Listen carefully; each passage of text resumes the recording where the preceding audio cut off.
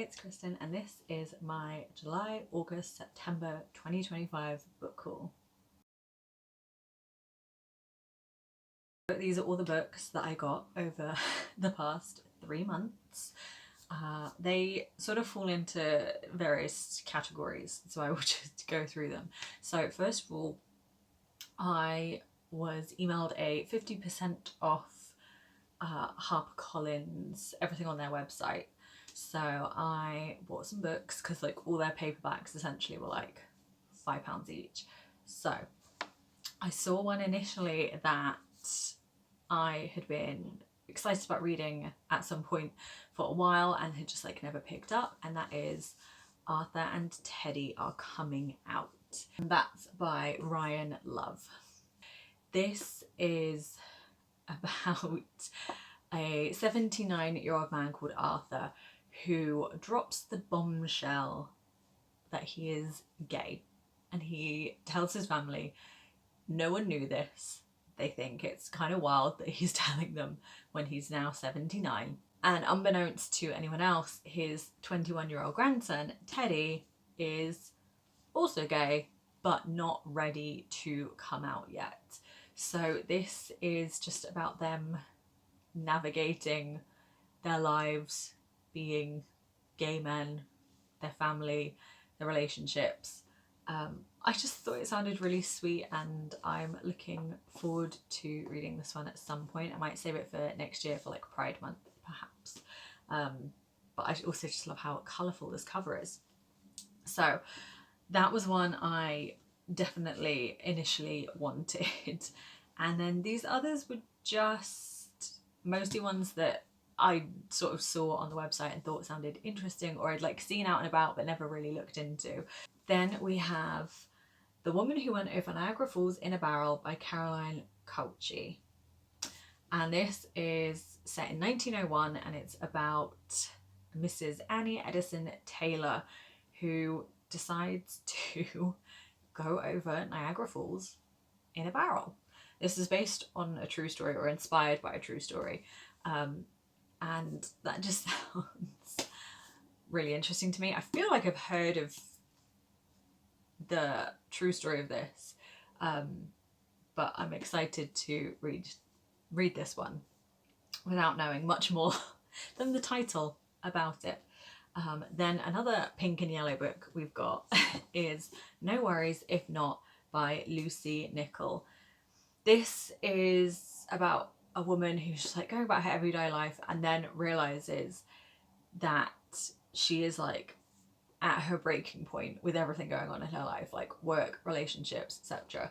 And she realizes she has this bad habit of saying to everyone like, oh, we could do this, but like no worries if not, or can you do this, no worries if not. So she makes it like her thing to stop saying no worries if not, to stop saying like, oh, sorry about that, and just see what happens in her life.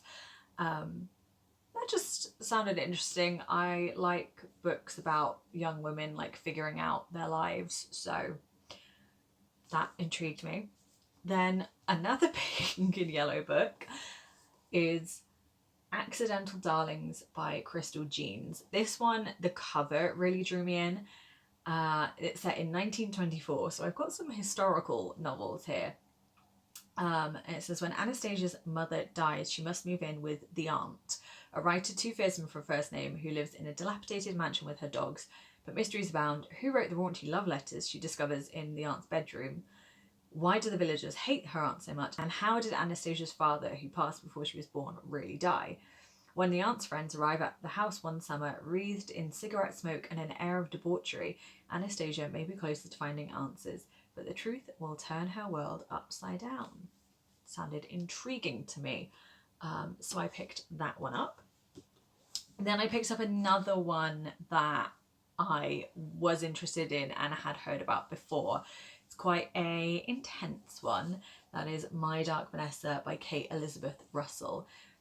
This is about a woman who, when she was a teenager, had a relationship, was groomed by her English teacher. years later, that teacher is accused by another former student, and there's a journalist who's writing a story about it, and she asks Vanessa to contribute to the story.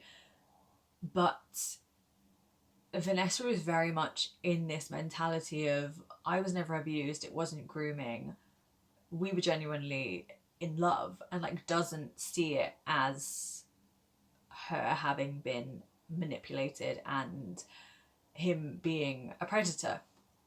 So there's going to be, I think, a lot of nuance, a lot of like controversy. I've heard really great things about this book. It is going to be a heavy read whenever I get to it, but I've just heard such good things that I really wanted to get to this, even though I know it's going to be an intense read. And then lastly from HarperCollins, I have I Hope This Finds You Well by Natalie Sue. It says Jolene is riddled with anxiety, depressed, and hates her co-workers. The less she knows about them, the better. So when a catastrophic IT fuck-up grants her access to all their private emails, she is horrified, until she realises the power this newfound knowledge gives her, and soon Jolene uncovers a lot more than she bargained for. This one I've heard really good things about. I've seen it like on tables in a lot of bookshops, and always like been intrigued by it, but never really read what it was about. So when I saw it for like £5, I thought, why not? It's another book about a woman going about her life, and it sounds like it could be interesting. There's like points where it's written like in email format, which I always love in books. So yeah, picked that one up as well. So those are all my HarperCollins books. So then I bought a horror book for the horror book club that I sometimes go to. I was really excited about this one. We talked about it being like the, I think, August book at our July meeting. So I picked it up, and then the meeting that this book was supposed to be for got scheduled on a Wednesday, which is the day that I work all day into the evening and like finish at 9:30. So I couldn't go. So that was slightly annoying. But I still do want to read it, and that is My Darling Dreadful Thing by Joanna Van Veen. I recently read Blood on Her Tongue by Joanna Van Veen, and I didn't love it as much as I thought I would, or that I'm as much as I was hoping I would. So I do hope that I like this one. I'm not entirely sure what this one's about. I know that it's like spooky vibes. It says Ruth Beckham has a spirit companion only she can see. Ruth, strange, corpse-like and dead for centuries, is the light of Ruth's life. That is until the wealthy young widow Agnes Knoop visits one of Ruth's backroom seances and the two strike up a connection. Soon Ruth is whisked away to the crumbling estate Agnes inherited upon the death of her husband, where an ill woman haunts the halls. Strange smells drift through the air at night, and mysterious stone statues reside in family chapel. Something dreadful festers in the manor, but still the attraction between Ruth and Agnes is undeniable. And then someone is murdered. Poor alone with a history of hysterics, Ruth is the obvious culprit. With her sanity and innocence in question, she'll have to prove who or what is at fault, or lose everything she holds dear.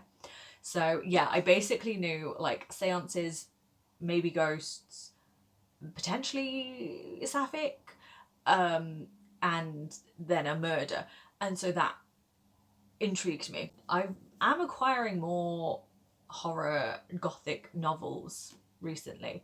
That used to be very much my sister's thing, and I'd always have to borrow her horror books, but now I have some of my own when I'm in the mood for that kind of thing. So yeah, that. Then these last three books are all books from the subscription that my volunteers gave me as a birthday present. So for July, I went to the shop and I picked up from them In Universes by Emmett North. I had never heard of this one. Raffi is a physicist who spends their days removing stars from pictures of the night sky, dreaming about parallel universes. In this one, they're falling for a queer sculptor named Britt, who they met when they were kids. If only they'd had the courage to say hello. What if Raffi had said hello? The question catapults Raffi across alternate universes, each an answer to the question of what their life might be like if they had happened just a little differently. Each universe is beautiful and dangerous for Raffi. Apocalyptic landscapes teem with bears, mothers fracture into hordes of animals, and glistening sandcastles stand tall enough to live inside. Across them all, Raffi searches for a life that feels like their own, but everything eventually leads them back to Brit, the girl they loved and lost. It's a kaleidoscopic and tender navigation of love, queerness, and belonging that bursts with imagination and hope.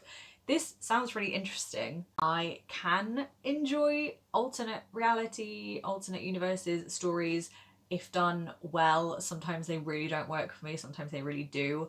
I liked that this was short. I liked that when I wrote my like what books I'm interested in and gave it to the bookshop, I'd said like love diverse stories, LGBT themes, and this definitely falls into that.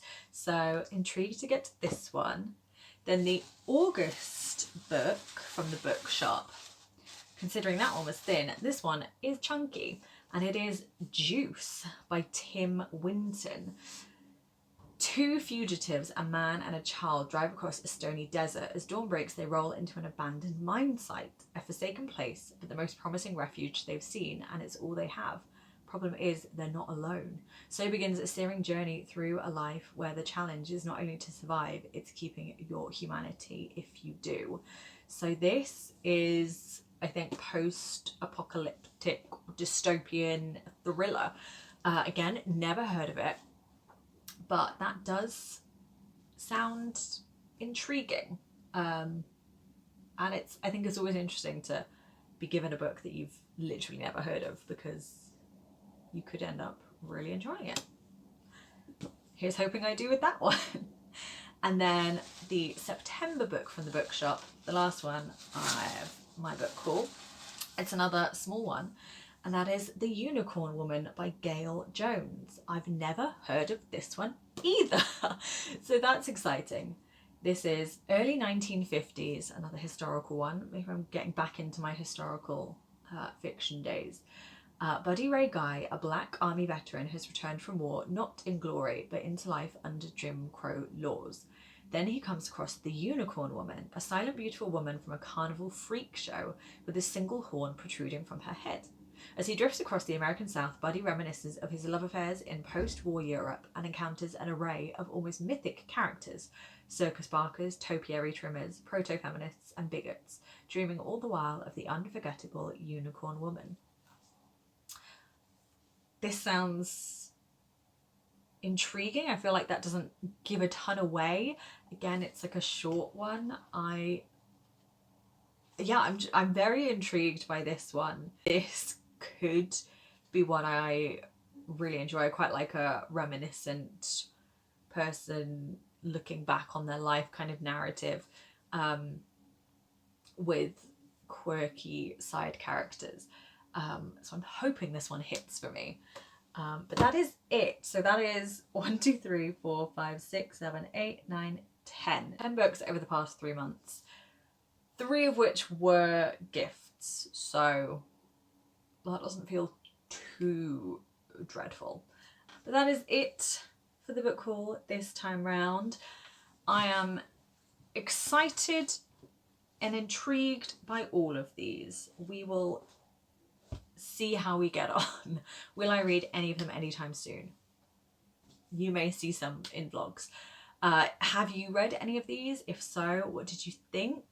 I hope that you enjoyed them and you're not going to tell me that you read some and thought they were the worst book ever. But do let me know in the comments below, and I will see you soon with another video. Bye!